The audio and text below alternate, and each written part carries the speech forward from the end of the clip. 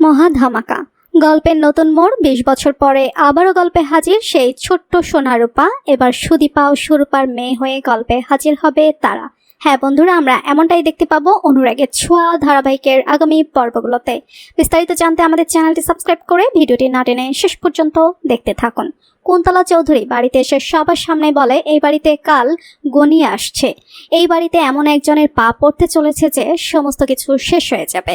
এই কথা শুনে গায়ত্রী ভয় পেয়ে যায়। এরপর আদিত্য সুদীপা রূপাকে নিয়ে সেখানে এলে আদিত্য বলে উনি আমাদের সাথেই এখানে থাকবেন, কিন্তু এতে গায়ত্রী রাজি হয় না। এরপর আদিত্যর বাবা দিব্যি আদিত্যকে বলে, যাই হয়ে যাক তুই এ বাড়ি ছেড়ে যাবি না। কিন্তু রূপাকে বাড়িতে জায়গা না দিলে আদিত্য বলে, তাহলে আমরা এখান থেকে চলে যাব। তখনই সুদীপা আদিত্যকে বলে, আপনি কেন যাবেন, আমি ওনাকে নিয়ে চলে যাচ্ছি। এরপর আদিত্য সুদীপার হাতটা ধরে রাখলে সুদীপা বলে, হাতটা ছাড়ুন। সেই মুহূর্তে অভ্র এসে বলে, ওর হাতটা ছাড়, আমি আমার আর্মি কোয়ার্টারে ওদের থাকার ব্যবস্থা করেছি। আদিত্য বলে, তার দরকার নেই, আমিও বাড়ি ছেড়ে কোথাও যাব না, আমরা আউট হাউসেই থাকবো। এই বলে আদিত্য সুদীপা আর রূপাকে নিয়ে সেখান থেকে চলে যায়। তারপর আদিত্য আউট হাউসে এসে সুদীপাকে বলে, পাশে একটা ঘর আছে, আপনি আর উনি ওখানে থাকবেন, আমি এই ঘরে থাকবো।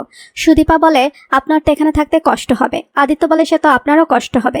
সেই মুহূর্তে সুদীপার পিসি এসে বলে, তুমি একদম ঠিক কথা বলেছ, আমার দিদিমণিকে দাদাবাবু তুলেই মরিয়ে রাখতো। এরপর আদিত্য ও সুদীপা ঘর পরিষ্কার করতে থাকে। ওদিকে পরমা অভ্রকে বলে, আমাদের সম্পর্কটা বেশি দিনের ছিল না, কিন্তু আদিত্য আমায় তো ভালোবাসেনি। আমি ওকে বলেছিলাম সবটা বলে দিতে, কিন্তু ও কিচ্ছু বলেনি। আর তোমার সাথে আমার বিয়ের সম্বন্ধ আমার বাবা মা ঠিক করেছিল, এটা আমার কি করার আছে বলো? তুমি আমায় শাস্তি দেবে তো দাও। অভ্র বলে, তুমি নিজেই নিজেকে শাস্তি দিচ্ছ। তুমি যদি আমার স্বামী হিসেবে অ্যাকসেপ্ট করতে পারো তো ভালো, আমি কথা দিচ্ছি আমি সারা জীবন তোমার পাশে থাকবো। এই বলে সে সেখান থেকে চলে যায়। আর এই সমস্ত কথাবার্তা আড়াল থেকে সঞ্চারে শুনতে পেয়ে আপন মনে বলে, সুযোগ বুঝে সবার সামনে আমি সবটা বলে দেব। এদিকে আদিত্য পড়ে যেতে গেলে সুদীপা আদিত্যর হাতটা ধরে নেয়। তারপর তারা একসাথে বিছানার চাদর পাতে। এরপর সুদীপার পিসি লাল বটুয়া দেখতে না পেয়ে সুদীপাকে জিজ্ঞেস করলে সুদীপা বলে, আমি ওই চেনটা বেছে দিয়েছি। সুদীপার পিসি বলে, আমায় না জানিয়ে তুমি ওটা বেছে দিলে? ওটাতে তো তোমার বাবা মায়ের শেষ চিহ্ন ছিল। এই সমস্ত কথাবার্তা দরজার বাইরে থেকে আদিত্য শুনে নেয়।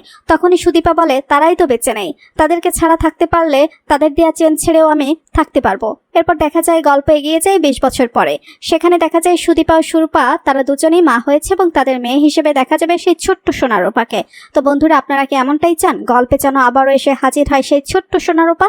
কমেন্ট করে জানিয়ে দাও তোমাদের মতামত। ভিডিওটি ভালো লাগলে লাইক কমেন্ট শেয়ার করুন। আমাদের চ্যানেলে নতুন হয়ে থাকলে চ্যানেলটি সাবস্ক্রাইব করে রাখুন, যেন অনুরাগের ছোঁয়া ধারাবাহিকের যে কোনো নতুন আপডেট সবার আগে পৌঁছে যায় আপনাদের কাছে। ধন্যবাদ সবাইকে।